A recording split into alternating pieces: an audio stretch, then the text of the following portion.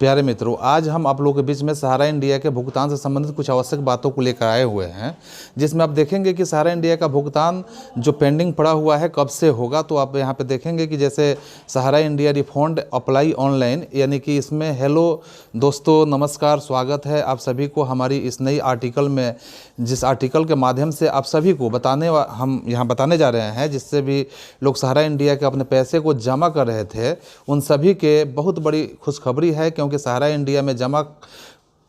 जो पैसा है, इस पैसे का बैंक खाते में आना शुरू हो चुके हैं। अभी अपने खाते को सहारा इंडिया में जमा जो भी कर रहे थे, SEBI recovery and refund department, जो हम यहाँ कहेंगे RRD, आप सभी के लिए बहुत ही आवश्यक खुशखबरी है। क्योंकि सहारा इंडिया के सभी जमाकर्ताओं के बैंक खाते में पैसे आने शुरू हो चुके हैं। सहारा इंडिया रिफंड अप्लाई ऑनलाइन, जिसे आप सभी यहाँ नीचे दिए गए महत्वपूर्ण लिंक के माध्यम से अपने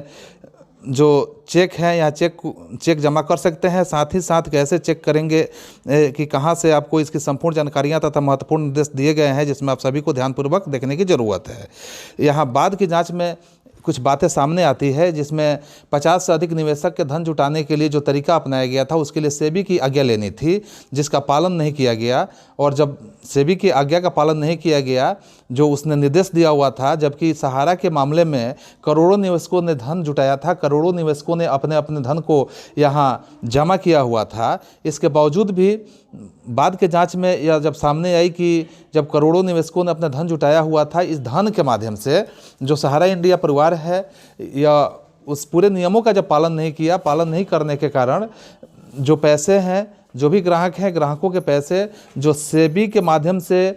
रोक दिए गए हैं, वह अब भुगतान नहीं हो पा रहा है। तो आखिर में भुगतान क्यों नहीं हो रहा है, इस संबंधित कुछ बातों को आपके बीच में यहाँ अलग अलग पार्ट्स में हम दिखाएंगे कि 20 फरवरी 2014 में सुप्रीम कोर्ट ने सुब्रत राय को पेश होने का आदेश जारी किया था, जिसमें 26 फरवरी 2014 जब सुब्रत राय अदालत में हाजिर नहीं हुए, तब सुप्रीम कोर्ट ने उसके खिलाफ में गैर जमानती वारंट जारी कर दिया। और इस गैर जमानती वारंट के बाद सहारा प्रमुख ने अपनी मां की बीमारी को जैसे उनकी मां की बीमारी हुआ था, इस बीमारी को बहाना बनाकर या बीमारी के कारण वे मौजूद नहीं होने, यही वो वजह अपना बताए हुए थे। 28 फरवरी 2014 ईस्वी को सुब्रत राय को लखनऊ में गिरफ्तार करके 4 मार्च तक पुलिस हिरासत में भेजा गया। इसके बाद मार्च 2014 में सुब्रत राय जो थे, इनको जमानत पर रिहा करने का अदालत में जो पेशगी किया गया था, उसे इनकार कर दिया गया और इनकी अदालत में जो जमानत है, जमानत नहीं हो पाया, जिसके कारण सहारा के परिवार को बहुत चोट लगा। अब इसमें कुछ हाइलाइट्स बातें हैं। जैसे सहारा ने शुक्रवार को यह कहा था कि सेबी ने खुद निवेशकों को सिर्फ 129 करोड़ रुपए लौटाने की बात कही थी, और 129 करोड़ रुपए लौटाने के बजाय सहारा ने सेबी पर अनुचित रूप से सहारा और उसके निवेशकों के 45,000 करोड़ रुपये का आरोप लगाया है। और यहाँ स्पष्ट रूप से देखने के लिए मिलेगा कि सेबी ने यह बात स्पष्ट रूप से कहा था कि 31 मार्च 2021 ईस्वी तक 19,616 रुपये, यानी 19,616 आवेदकों के आवेदन मिले थे, जिसमें से लगभग 81.6 करोड़ रुपये का धन वापसी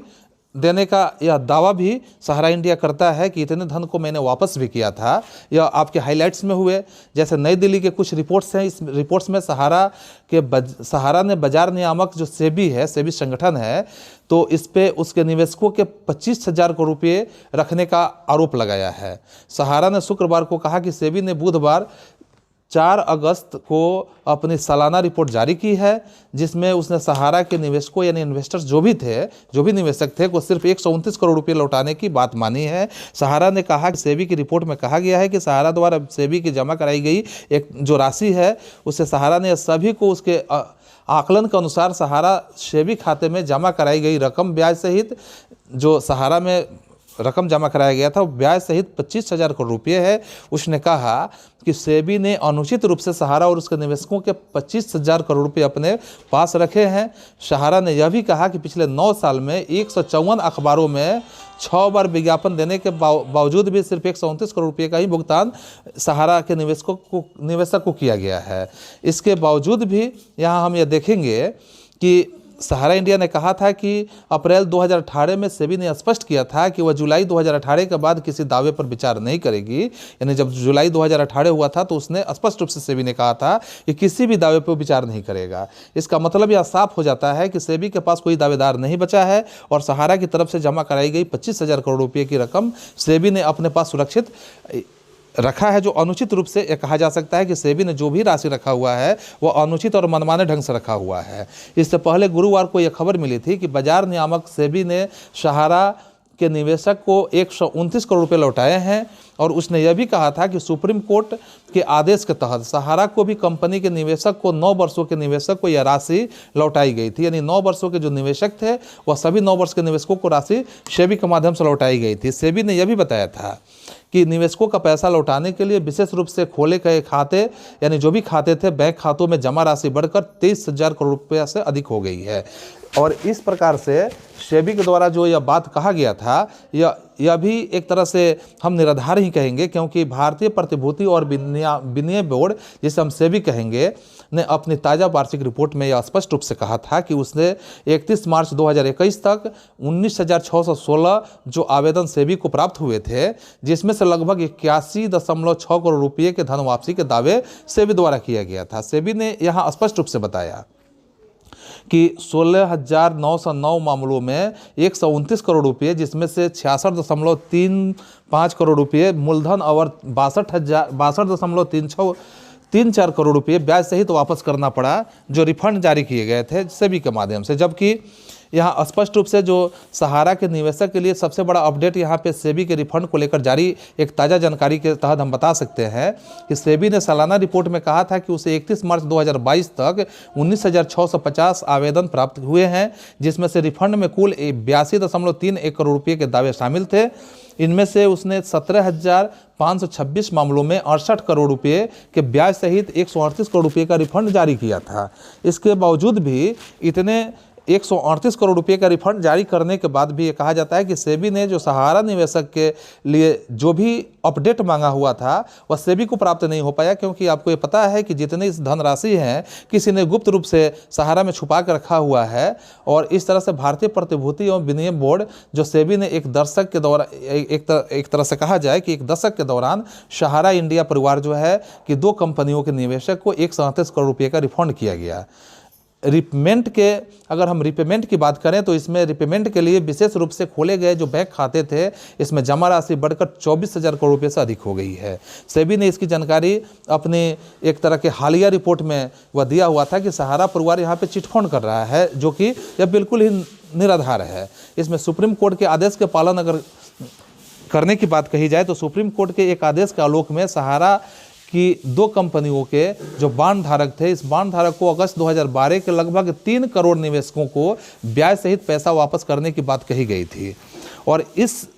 दौरान अधिकांश बांड धारक के दावे के अभाव में सेबी द्वारा जो पिछले वित्तीय वर्ष जो 2021 और 22 की बात हम करेंगे, इसमें 2021-22 के दौरान वापस की गई कुल राशि सिर्फ 9 करोड़ रुपये ही बढ़ी। वहीं सेबी सहारा रिफंड खातों में शेष इस राशि के 1,515 करोड़ रुपये बढ़ी है, जो 17,526 मामलों के ब्याज सहित 138 करोड़ रुपये का रिफंड किया गया था। इसके बावजूद भी सेबी ने सालाना रिपोर्ट में यह भी कहा था कि उसे 31 मार्च 2022 तक 19,650 आवेदन प्राप्त हुए हैं, जिसमें रिफंड के कुल राशि जो मैंने पहले भी जिक्र किया हुआ था 82.13 करोड़ रुपये के दावे शामिल किए गए थे। इसमें से यह कुल दावों में से 17,526 मामलों में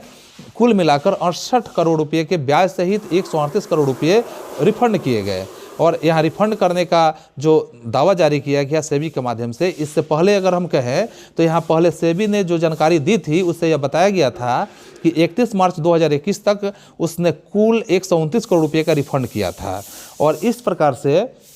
सेबी को यह पूरी तरह से जानकारी नहीं मिल पाई, जिसके कारण वो रिफंड नहीं कर पाया।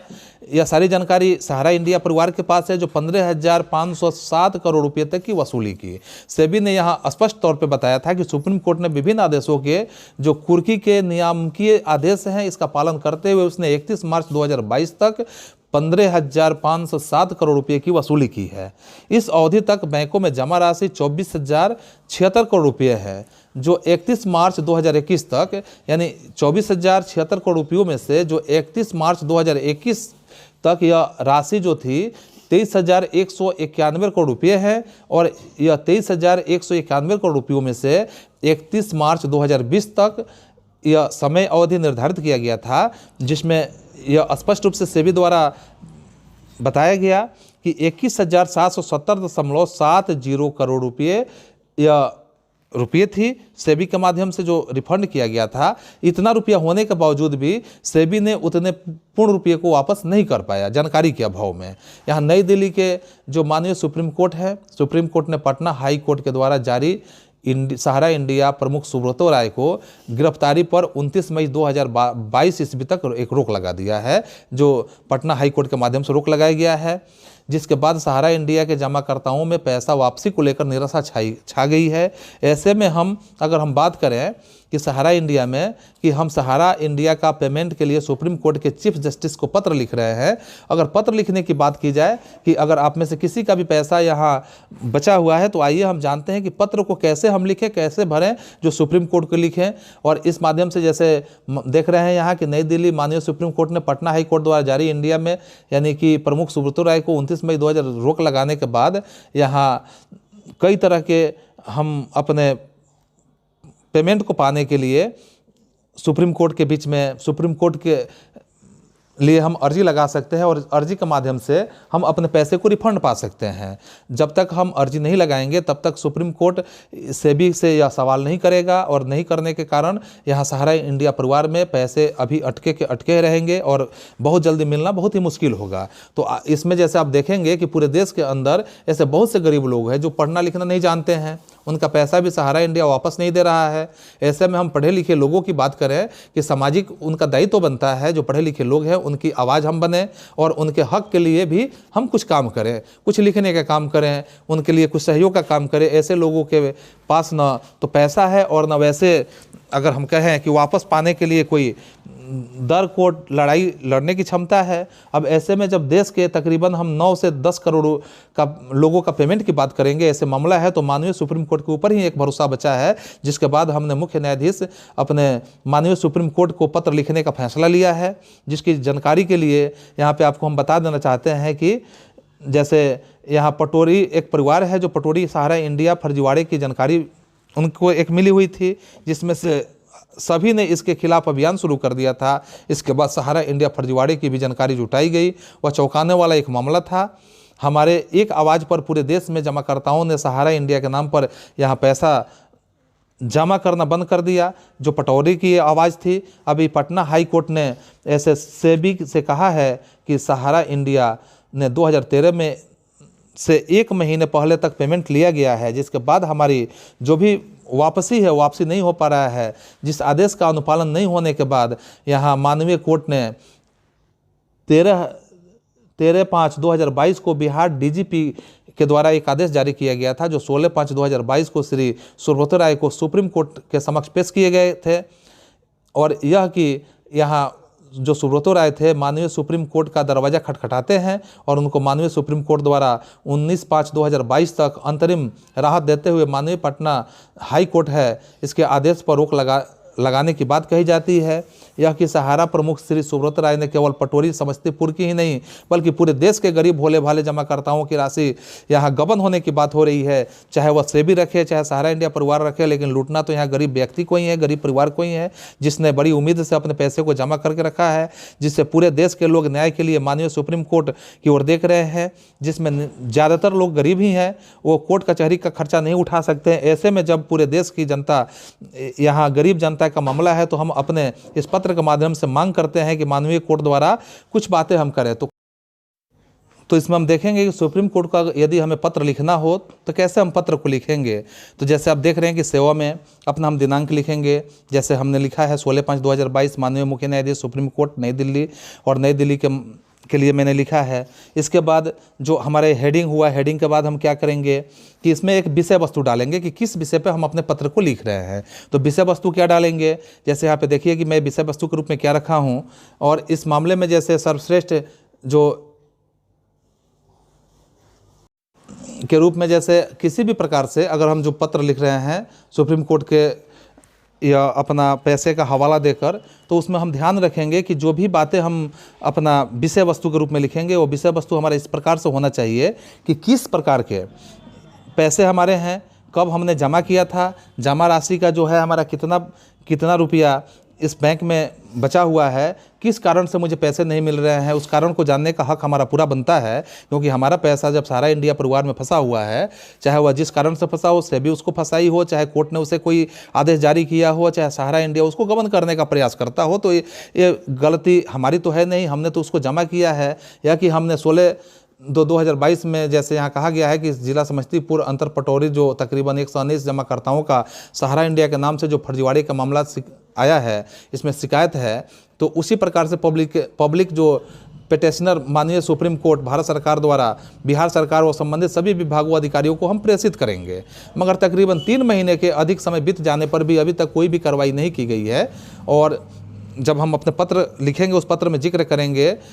तो यह भी अभी सहारा ग्रुप की कंपनी के निवेशक से 50,000 करोड़ रुपये जुटाने पर इस पैसे के गबन का आरोप यहाँ किया गया है। गंभीर धोखाधड़ी जांच मामले का जो जांच कार्यालय FIR दर्ज किया गया है, इस आरोप में लगाया गया है कि निवेशकों को मैच्योरिटी का पैसा नहीं दिया गया है। उन्हें अगर हम कहें तो इसे ग्रुप की दूसरी कंपनी के स्कीम के कन्वर्ट करने के लिए मजबूर किया गया, जिसका आवेदन सुनवाई के लिए माननीय